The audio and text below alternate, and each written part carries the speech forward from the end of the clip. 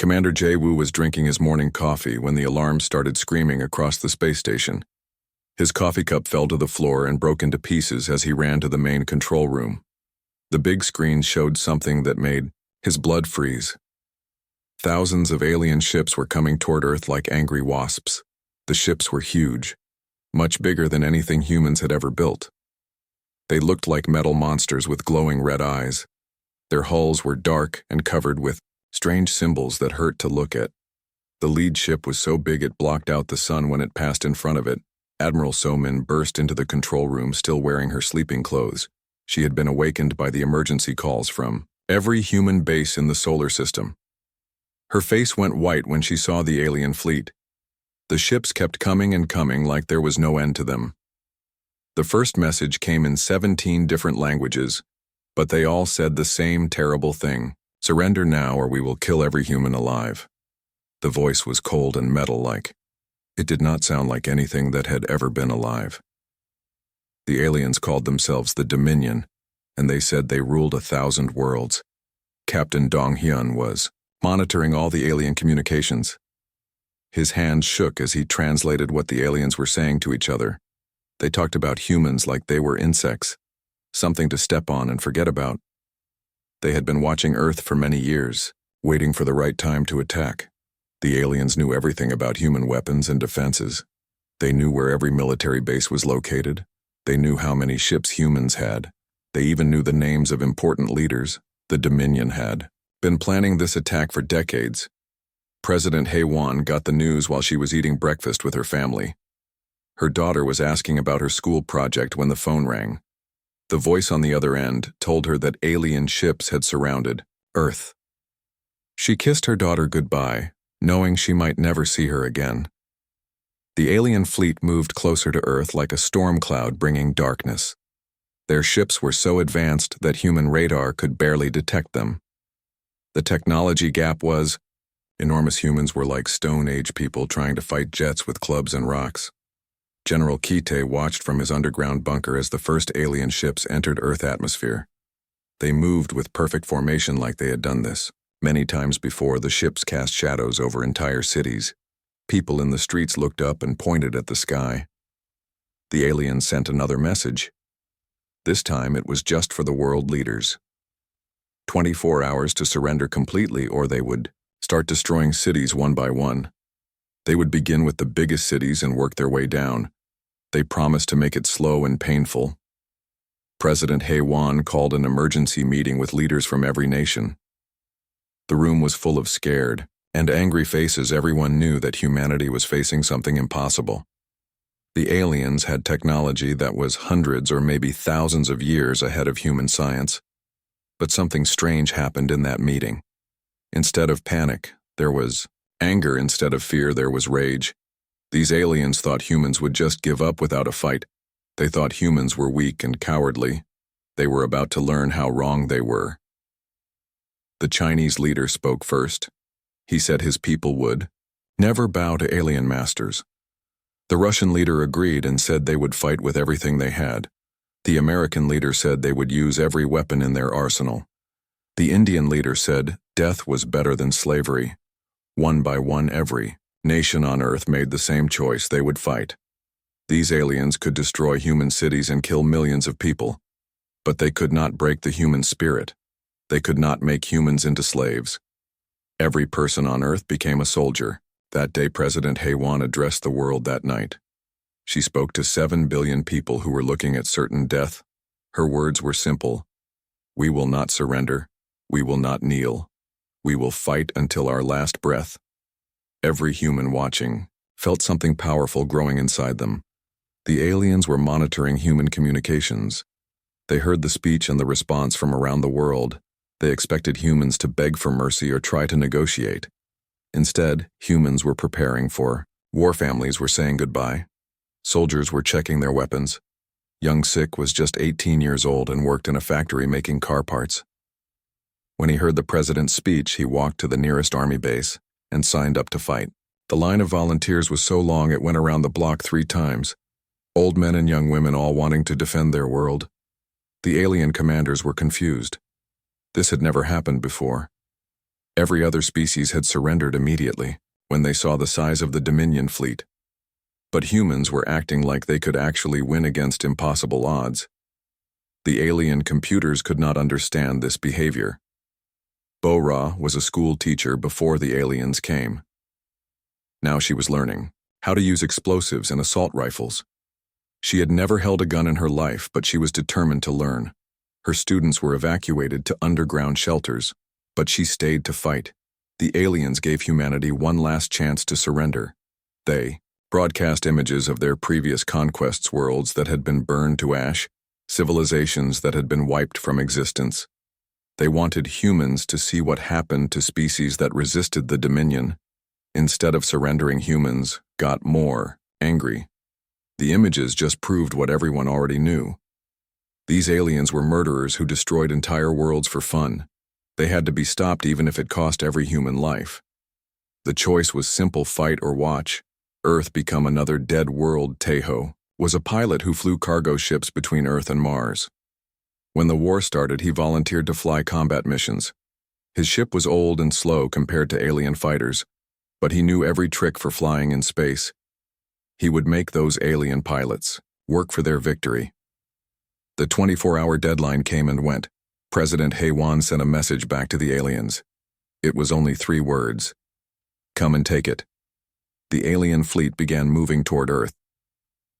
The first shots of the war were fired that morning when human defense satellites opened fire on alien scouts. The satellites were destroyed in seconds, but they proved something important. Human weapons could damage alien ships. Not very much, but enough to know they could be hurt. The alien armor was strong but not perfect. Human scientists began working on better weapons immediately. Haywan watched the first battle from her bunker deep underground. Human fighters were swarming around the massive alien ships like tiny birds attacking eagles.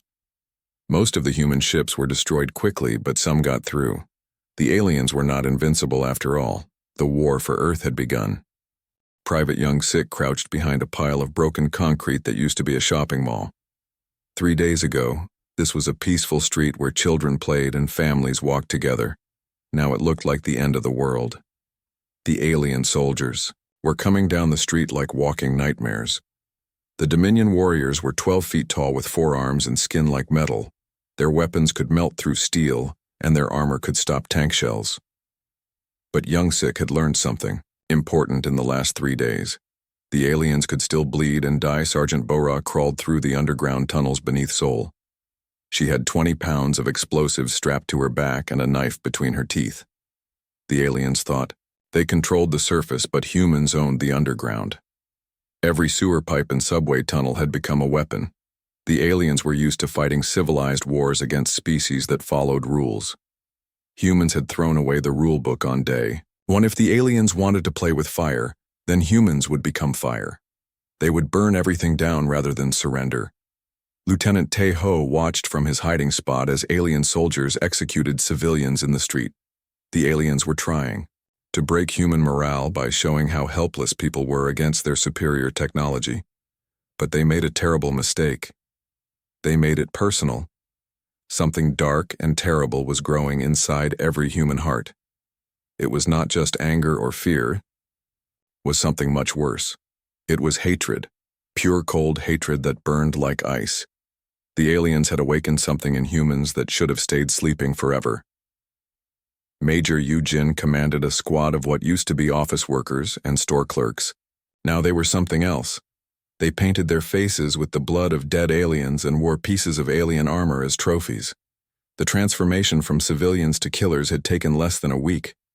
The aliens had superior weapons and technology, but humans had something they could not understand. Humans could hate with perfect clarity. They could focus that hatred like a laser beam and use it to do impossible things.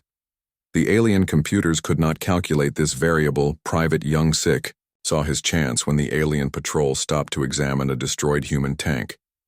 He pulled the pins on 3 grenades and ran straight at the aliens, screaming at the top of his lungs. He knew he was going to die, but he was taking some aliens with him. The explosion killed Young Sik and 4 alien soldiers. The other humans in his unit did not mourn him. Instead, they cheered. His sacrifice had shown them something important. One human life could buy 4 alien deaths. That was a good trade-in. This War Sergeant Bora emerged from a storm drain behind the alien command post. She had crawled through 2 miles of sewage and debris to get here. The explosives on her back were enough to level a city block. She smiled as she pressed the detonator. The aliens never knew what hit them. The underground explosion killed 30 alien officers and destroyed their mobile headquarters. It also killed Bora, but she had volunteers ready to take her place within hours. Death had become just another weapon. In the human arsenal, Lieutenant Tejo led a night raid against an alien supply depot. The aliens had better night vision, but humans were learning to fight blind. They moved by sound and smell and touch like ancient predators. The aliens found 17 of their guards with their throats cut in the morning. The alien commanders were starting to understand that they were not fighting soldiers anymore. They were fighting something far more dangerous. They were fighting humans who had nothing left to lose and everything to gain by killing aliens. Major Yu Jin discovered something interesting about alien psychology. They were used to winning quickly and moving on to the next target. They had never fought an extended campaign against determined resistance. Their morale was starting to crack under the pressure. The aliens began making mistakes. They got careless with their patrols. They left equipment unguarded. They trusted their technology too much. Human forces were always watching and waiting. For these mistakes, every alien error cost them lives and equipment. Colonel Minho organized the first major counterattack using captured alien weapons. Human engineers had figured out how to operate the energy rifles and plasma grenades. The weapons were designed for 4-armed aliens, but humans found ways to adapt them. The battle for Busan lasted 6 hours and left 3,000 aliens dead. Human forces had learned to coordinate their attacks and use alien technology against its makers. The tide of the war was starting to turn, but the cost was terrible. Captain Wu Jin flew the first human fighter equipped with alien shields. The energy barrier could stop most alien weapons, but it drained power quickly. He had to choose his shots carefully and make every attack count. His squadron destroyed 12 alien aircraft before running out of power. The aliens were learning too. They adapted their tactics and brought in heavier weapons. The war escalated as both sides tried to gain. Advantage human cities were burned, but alien bases were overrun. Neither side was willing to give up or negotiate. Engineer Hyo Sun worked 18 hours a day to reverse engineer alien technology. She had lost her family in the first bombing, but she kept working. Her hatred was cold and focused.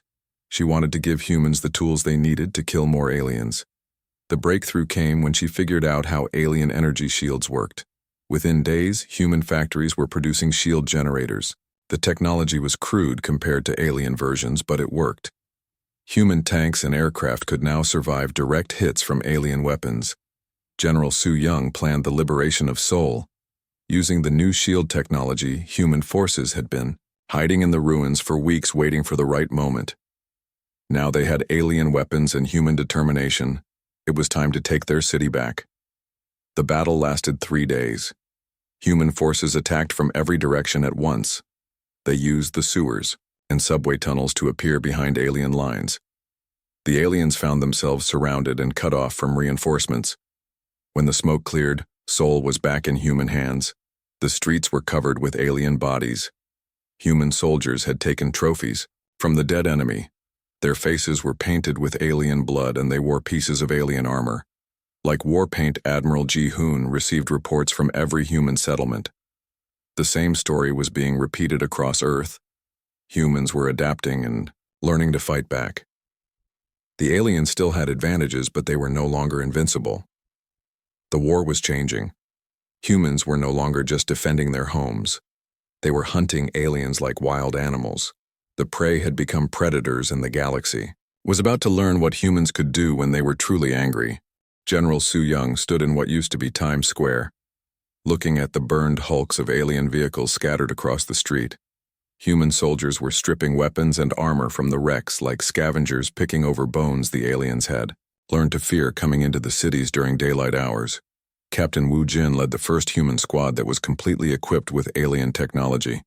Every weapon, every piece of armor, even their communications gear had been taken from dead aliens. But the real advantage was not the equipment. It was how humans used it. The aliens followed strict rules of warfare that had worked for them across 1,000 conquered worlds. They used formations and tactics that were thousands of years. Old humans threw away all the rules and created new ways to fight every single day. Engineer Hyo-sun had been working without sleep for 2 weeks straight, trying to understand how alien shields worked. She had finally cracked the secret. The energy barriers were not just defensive. They could be turned into weapons that would fry anything electronic nearby. Within hours, human technicians were modifying captured shield generators into electromagnetic pulse bombs. One modified shield could disable an entire alien battalion. The aliens found their advanced technology turning against them in ways they never expected. Admiral Ji-hoon commanded the first space battle between humans and aliens using stolen alien ships. The captured vessels were damaged and barely functional, but they could fly and fight. The battle above Mars was brutal and desperate, but humans proved they could win in space too.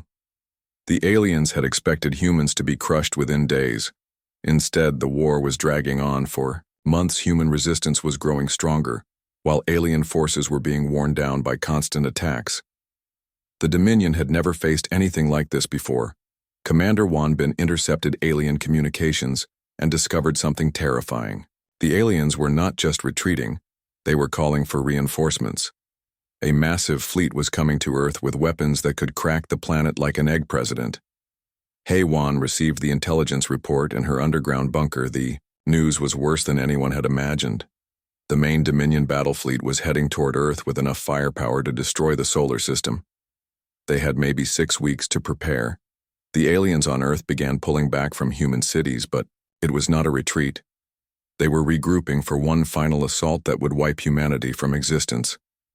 The ground war had been just a test. The real war was about to begin. General Namjoon gathered every human military leader for an emergency meeting. The situation was desperate.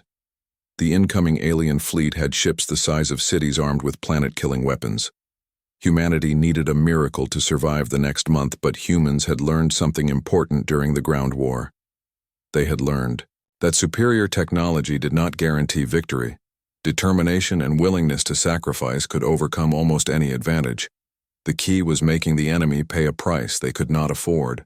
Major Hoseok proposed using every nuclear weapon on Earth as ship-to-ship missiles. The warheads would be mounted on captured alien fighters and flown directly into the enemy fleet. It was a suicide mission, but it might work if enough humans were willing to die for it. The plan was insane, but it was the only chance humanity had. Every available ship would be converted into a flying bomb. Volunteers would pilot them into the heart of the enemy fleet and detonate their nuclear payloads. The volunteers knew they were not coming back. Captain Yeonwoo was the first person to volunteer for the suicide mission. She had lost her entire family during the first alien attack. Her hatred for the invaders burned like a star. She wanted to take as many of them with her as possible when she died. Thousands of humans volunteered for the suicide fleet. They came from every nation and every walk of life, former teachers and farmers and office workers, all ready to die if it meant saving Earth. The alien computers could not understand this level of dedication. Admiral Gyuri would command the escort fleet that would protect the suicide ships during their final approach. Her forces were outnumbered 100 to 1, but they had something the aliens lacked. They had humans who refused to give up no matter what. The modifications to human and captured alien ships took 3 weeks. Human engineers worked around the clock to install nuclear warheads and life support systems. The ships were ugly and crude, but they would fly long enough to reach their targets. Colonel Shiwoo trained the suicide pilots in space combat using captured alien simulators. Most of them had never flown in space before, but they learned quickly. Fear was a powerful teacher, and hatred was an even better one. The alien reinforcement fleet arrived ahead of schedule. Massive dreadnoughts emerged from hyperspace like mechanical gods of war. Their weapons could destroy moons, and their shields could deflect any known human weapon. The sight of them would have broken any other species, but humans were not any other species. They had been pushed beyond the breaking point and had discovered they could keep going. They looked at the impossible odds and decided to attack anyway. Death was preferable to slavery. The suicide fleet launched from Earth while the planet watched. Every human knew that this was probably the end of their civilization, but they also knew that their species would go down fighting. The aliens would remember this day for the rest of their existence. Captain In Young led the first wave of suicide ships toward the alien fleet. Her modified fighter carried enough nuclear explosives to level a mountain. She sang an old Korean song as she flew toward certain death. Her voice was calm and peaceful. The alien fleet opened fire when the human ships came within range. Space lit up like a fireworks display, as thousands of weapons fired at once. Human ships exploded in brilliant flashes, but the survivors kept flying toward their targets. Admiral Guri watched, her escort fleet being torn apart by alien weapons, but she held her position.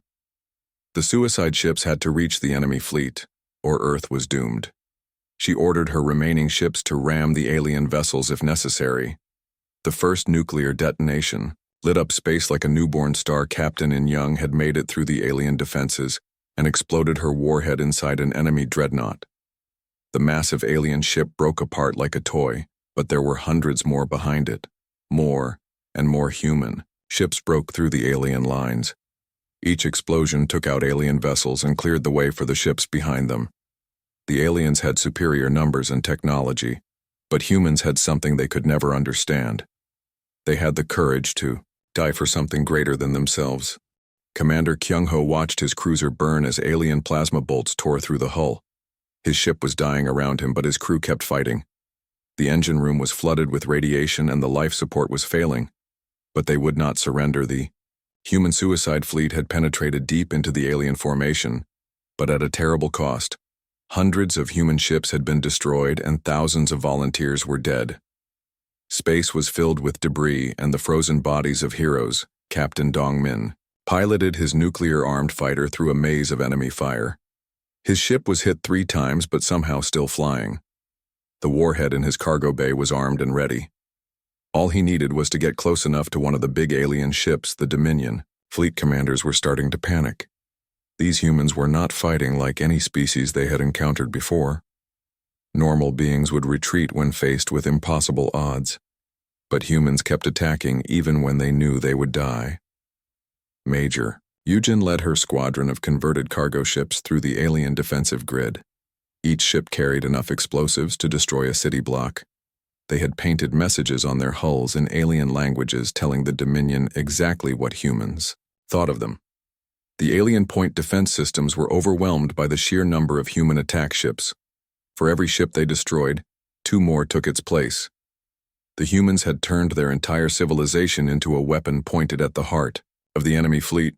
Colonel Minho watched the tactical display from his command ship. The suicide attack was working but not fast enough. The alien fleet was adapting to human tactics and bringing their heaviest weapons to bear. More reinforcements were arriving every hour.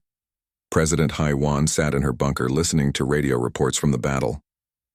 Every few minutes, another hero would transmit their final message before detonating their ship inside an alien vessel. The voices were calm and determined, even facing certain death. The alien fleet began to change formation, trying to minimize damage from the human kamikaze attacks, but the humans adapted faster, changing their approach routes and target priorities. Every alien tactical adjustment was met with a human counter-adjustment. Lieutenant Seo Jun was 19 years old and had been a university student before the war. Now he was piloting a flying bomb toward the largest alien battleship he could find. His hands were steady on the controls as enemy weapons lit up space around him. The battleship Seo Jun was targeting was the flagship of the alien fleet. It carried the command staff for the entire invasion force. If he could destroy it, the alien fleet would be thrown into chaos. He pushed his engines to maximum power and aimed for the bridge. Admiral Ji-hoon coordinated the attack from his damaged command ship.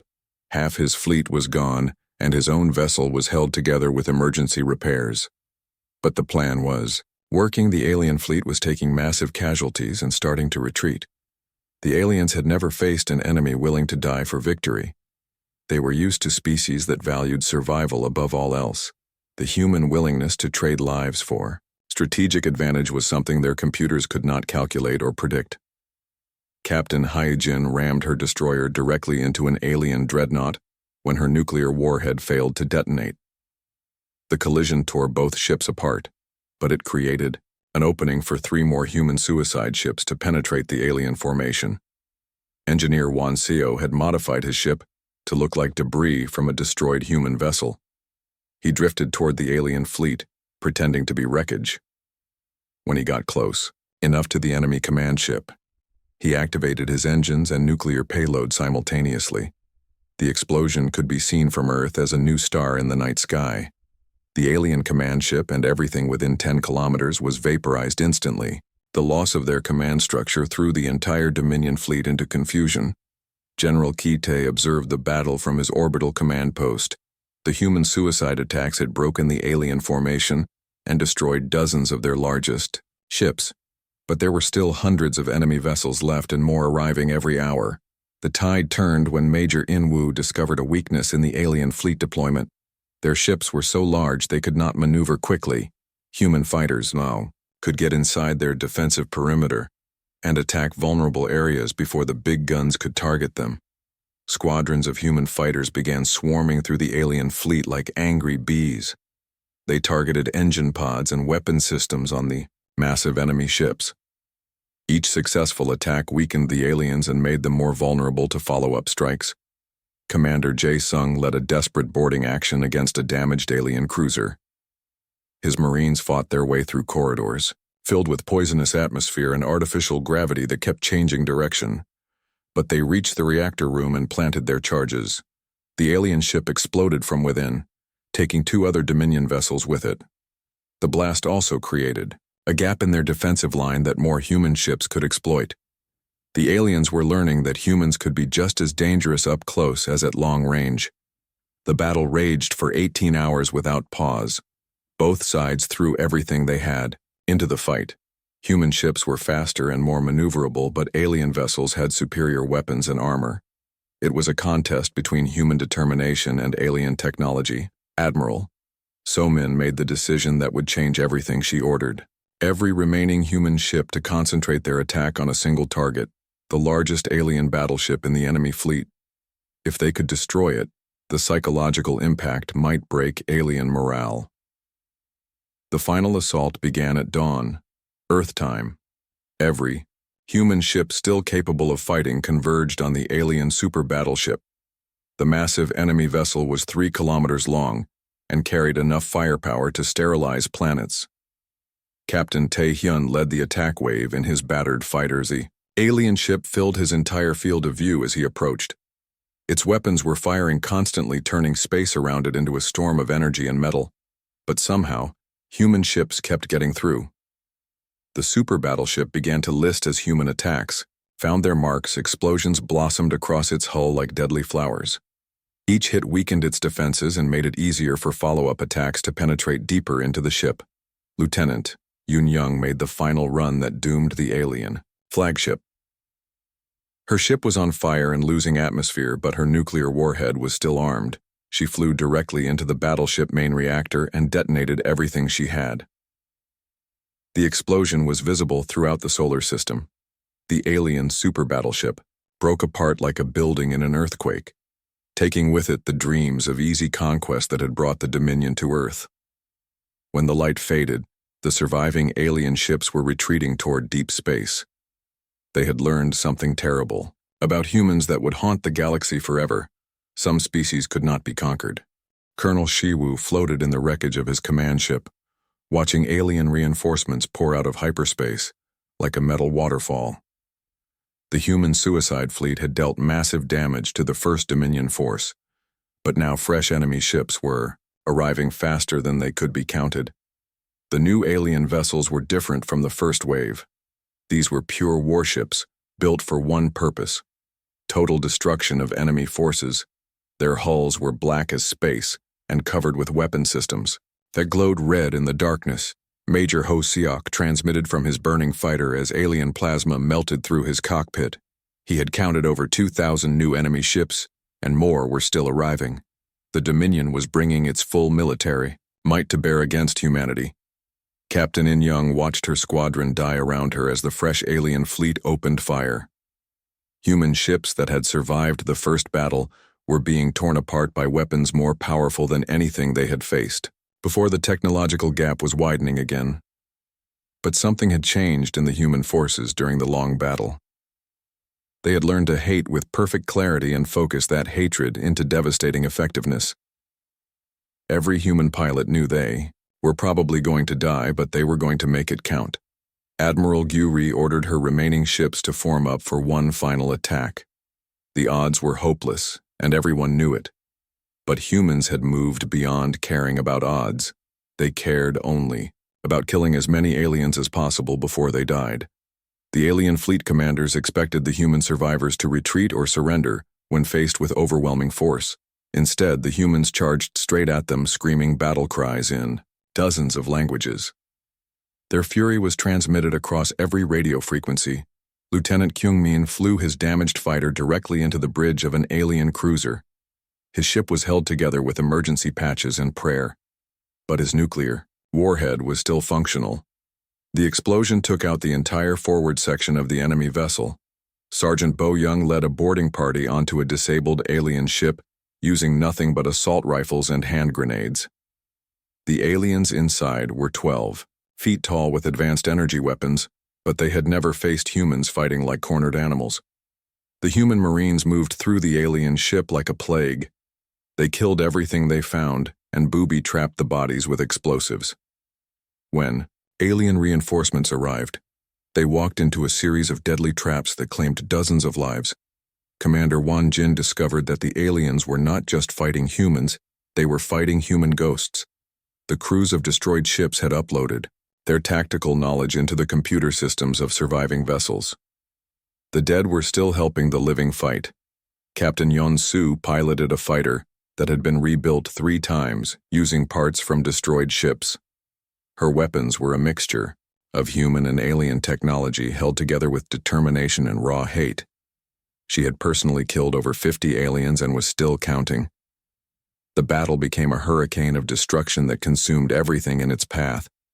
Human ships exploded in nuclear fire while alien vessels were torn apart by weapons they never saw coming.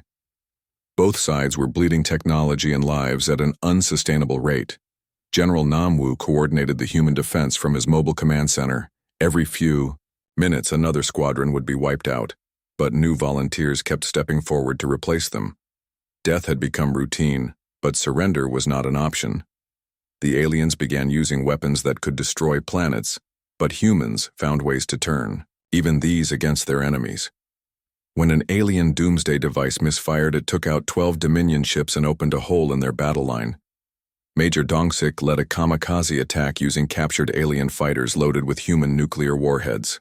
The alien ships were faster and more maneuverable than anything humans had built, but they could still carry bombs to their targets. The psychological warfare was as brutal as the physical combat. Humans broadcast the screams of dying aliens across every frequency while the Dominion transmitted images of burned human cities. Both sides were trying to break the other's will to fight. Admiral Yu Jin realized that the aliens were making the same mistake that had cost them the ground war. They were fighting by rules that humans had abandoned. The Dominion expected civilized warfare, but humans had become barbarians. Captain Seo Min rammed her cruiser into an alien battleship when her weapons failed to penetrate its armor. The collision destroyed both vessels, but it inspired 3 other human captains to do the same thing. Ramming became a standard human tactic. The alien fleet began to show signs of strain. Their formations became ragged as human attacks disrupted their command. Structure individual alien ships started retreating when faced with determined human attacks. Colonel He Jin organized the defense of Earth orbital stations, using every available weapon from nuclear missiles to asteroid mining equipment. The aliens had to destroy these bases to complete their conquest, but humans made them pay for every meter of space. Lieutenant Tae Young discovered that alien morale was breaking when he intercepted communications showing Dominion crews abandoning their posts. The aliens had expected an easy victory, but found themselves in a meat grinder that consumed ships faster than they could be replaced. The human forces were also near the breaking point. Most of their ships were destroyed, and ammunition was running low, but they had accomplished something impossible. They had fought the mighty Dominion fleet to a standstill and inflicted terrible losses. Commander Jiwan made the decision that would end the battle. He ordered every remaining human ship to converge on the alien flagship in one final desperate attack. If they could kill the enemy commander, the rest of the fleet might retreat. The assault on the alien flagship lasted 4 hours. Human ships attacked from every direction while the massive enemy vessel fought like a cornered beast. Its weapons carved through human formations but could not stop them all. Captain Inho flew his fighter through a storm of alien fire toward the flagship's bridge. His ship was on fire, and his life support was failing, but his targeting system still worked. He had one shot to make history. The nuclear warhead detonated inside the alien command center, vaporizing the entire Dominion High Command in a flash of white light. The flagship began to break apart, as secondary explosions ripped through its hull. When the alien commander died, something broke in the Dominion fleet. The surviving ships began withdrawing from Earth space. Their formation collapsed as individual captains decided that survival was more important than conquest. Admiral So Young watched the alien retreat from her damaged command ship. The human fleet was destroyed, and Earth was in ruins, but they had won something more valuable than victory. They had won respect through blood and fire. The aliens would remember this day forever. They had learned that some species could not be conquered. Some fights were worth dying for, and some enemies were more dangerous when they were cornered than when they were free. The war was over. But the legend was just beginning. 3 months after the Battle of Seoul, Ambassador Yoonji walked through the corridors of the Galactic Council Station, wearing a uniform still marked with scorch marks from the war. Behind her marched 20 human soldiers, their armor decorated with alien skulls and battle honors. The massive council chamber fell silent as the human delegation entered. Representatives from 1,000 different species watched in fascination and fear as Earth officially joined the galactic community. Most had never seen a human before, but all had heard the stories. Chairman Veltar of the Centauri delegation tried to maintain normal diplomatic protocol, but his voice shook as he spoke. The images from the Sol system had spread throughout the galaxy, showing impossible scenes of human warriors fighting against overwhelming odds. The council archives contained detailed records of every species the Dominion had conquered over the past 1,000 years. Without exception, every civilization had surrendered when faced with the overwhelming power of the alien fleet. But humanity had done the unthinkable. General Wansik stepped forward carrying a transparent case containing something that made several alien delegates physically ill. It was the severed head of Supreme Commander Zarthek, the military leader of the Dominion fleet. The alien had died when human Marines boarded his flagship. The message was clear and unmistakable. This was what happened to anyone who threatened humanity. The galaxy was looking at a species that had proven they would rather die fighting than live as slaves. Ambassador Unji began her address to the council in a voice that carried the weight of 7 billion human souls. She spoke of a species that had been forced to choose between freedom and survival, and had chosen both by refusing to accept that choice. The holographic displays around the chamber showed scenes from the recent war. Human pilots flying burning ships into alien battleships. Human soldiers detonating explosives while surrounded by enemy forces. Human civilians picking up weapons to defend their homes. Captain Dong Hyun stood at attention behind the ambassador, still wearing bandages from wounds received during the final battle. His fighter had been shot down 4 times during the war, but he had survived to see victory. Each crash had only made him more determined to kill aliens. The alien delegates watched in horrified fascination as the humans presented their case for galactic recognition. These beings had fought the most powerful military force in the galaxy to a standstill using inferior technology and sheer determination. Admiral So Min presented the council with battle statistics that defied belief. The human casualty rate had been over 60%, but they had destroyed or damaged nearly half the Dominion fleet. No species in galactic history had ever inflicted such losses on the Dominion. The formal recognition ceremony was just a political necessity. A real message had been delivered during the war itself. Humanity had announced their arrival on the galactic stage with blood and fire, and the smell of burning alien ships Colonel Shai Wu carried the battle standards of destroyed human units. Each flag was burned and torn but still proudly displayed. They represented the sacrifice of millions of humans who had died to preserve their species. Freedom.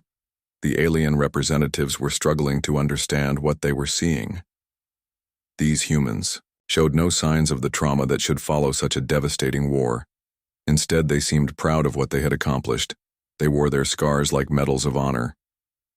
Engineer Hyo-sun demonstrated some of the technology humans had captured and improved during the war.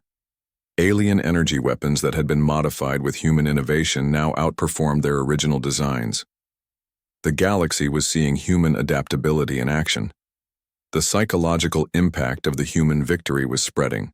Throughout, known space species that had been conquered by the Dominion were beginning to rebel, inspired by humanity example. The galactic balance of power was shifting. Major Ho Seok read aloud the names of human heroes who had died during the war. The list took over an hour to complete. Each name represented someone who had chosen to sacrifice their life rather than accept alien domination. The alien delegates were learning something that would change galactic politics forever. Some species could not be conquered through superior technology. Some fights were worth any price. Some enemies became more dangerous the harder you pushed them. President Haiwan addressed the council via holographic transmission from the rebuilt city of Seoul. Behind her stood representatives from every human nation, united by their shared experience of surviving the impossible. The war had forged humanity into something new. The aliens were beginning to understand that they were not just dealing with another conquered species. They were facing something unprecedented in galactic history, a species that had looked at certain defeat and decided to attack instead of surrender. Commander Jae-woo presented the council with captured Dominion battle plans showing how the aliens had underestimated human resistance. The Dominion had expected total victory within days. Instead, they had found themselves in a war of attrition that consumed their fleet. The formal vote to recognize Earth as a galactic power was unanimous, but the real decision had been made during the battle. When human ships had refused to retreat when faced with impossible odds, when human soldiers had kept fighting, even when their cause seemed hopeless, Admiral Gyuri stood before the assembled aliens wearing a necklace made from Dominion medals of honor, taken from dead enemy officers. Her message was simple and direct. Humans did not forget their enemies, and they did not forgive those who threatened their freedom. Ceremony concluded with a demonstration of human military might. A squadron of captured and modified alien fighters performed aerial maneuvers around the space station. The ships had been painted with human symbols and crewed by veterans of the war. As the human delegation prepared to leave the council chamber, Ambassador Yoon-ji delivered one final statement that would echo through the galaxy for generations to come. Humanity had not come to the stars seeking conquest or domination. They had come seeking their place among the civilizations of the galaxy, but they had earned that place through blood and fire and sacrifice. The age of easy conquest was over. The galaxy now contained a species that would fight to the death rather than accept slavery. The aliens watched in silent awe as the human ships departed, leaving behind a simple message painted on the station hull. In a dozen languages, humanity had arrived, and the galaxy would never be the